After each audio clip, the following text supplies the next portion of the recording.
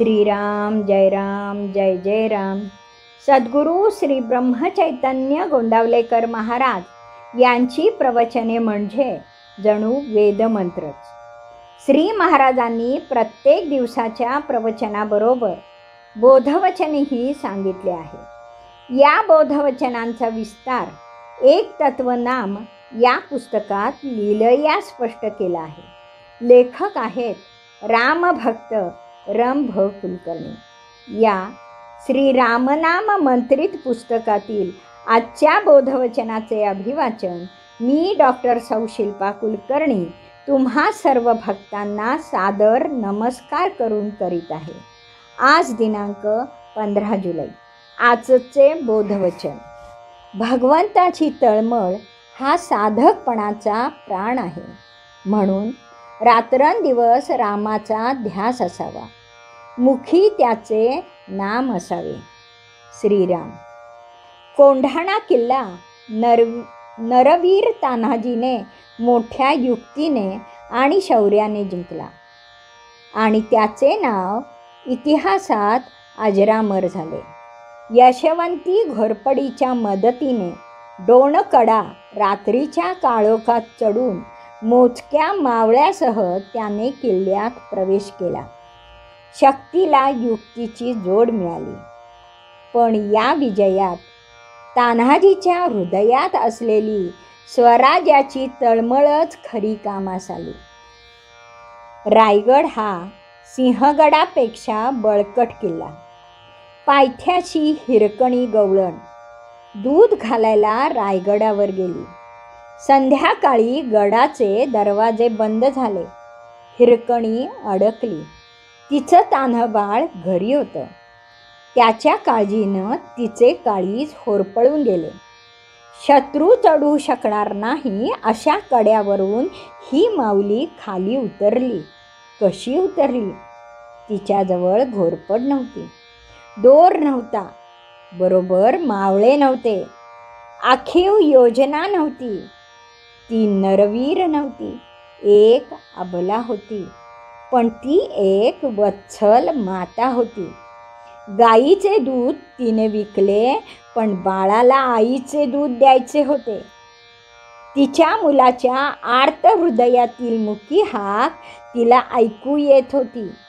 ती कशी गेली हे इतिहासाला ज्ञात नाही, पण ती गेली आणि बाळाला पदराआड घेऊन दोघेही तृप्त झाले. बाळ दुधाने आणि आई समाधानाने. भक्ताला भेटण्यासाठी भगवंत भुकेला आहे. भक्ताच्या अंतःकरणातील भेटीची तळमळ त्याला समजते आणि भक्त भगवंत भेटीचा अनुपम सोहळा साकार होतो. भगवंताला कुठला हिरकणीचा कडा उतरून यायचा नसतो. तो साधकाच्या अंतःकरणातच आहे. त्याच्या भेटीची साधकाच्या अंतःकरणातील तळमळ त्याला समजते आणि तो भेटतो. म्हणून श्री महाराज म्हणतात की भगवंताची तळमळ हा साधकपणाचा प्राण आहे. साधकाचा प्राण आणि साधकपणाचा प्राण यांचे ऐक्य म्हणजे भक्त भगवंताचे ऐक्य होय. रात्रंदिवस रामाचा ध्यास आणि मुखी त्याचे नाम हवे. तुकाराम महाराज विठ्ठलाच्या भेटीसाठी किती व्याकुळ झाले आहेत पहा. त्या अभंगावरून भगवंताची तळमळ म्हणजे साधकपणाचा प्राण आहे हे कळेल.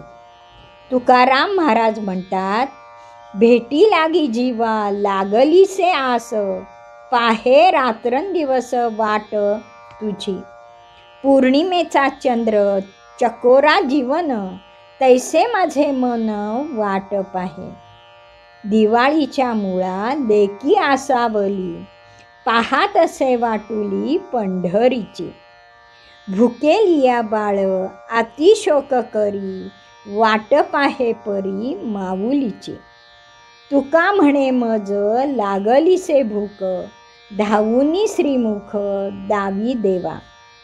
देवासाठी अशी व्याकुळता असल्यावर देव विमान पाठवून भक्ताला वैकुंठाला घेऊन जातो. भारत शोधण्यासाठी कोलंबस जलप्रवासाला निघतो. अनेक महिने जातात. भूमीचा संपर्क तुटलेला, भोवती पाणी आणि वर आकाश. भूमीचे दर्शन पुन्हा होणार की नाही, का प्रवासातच जलसमाधी मिळणार, अशी चिंता सतावीत होती. त्याचे पाय मातीचे होते.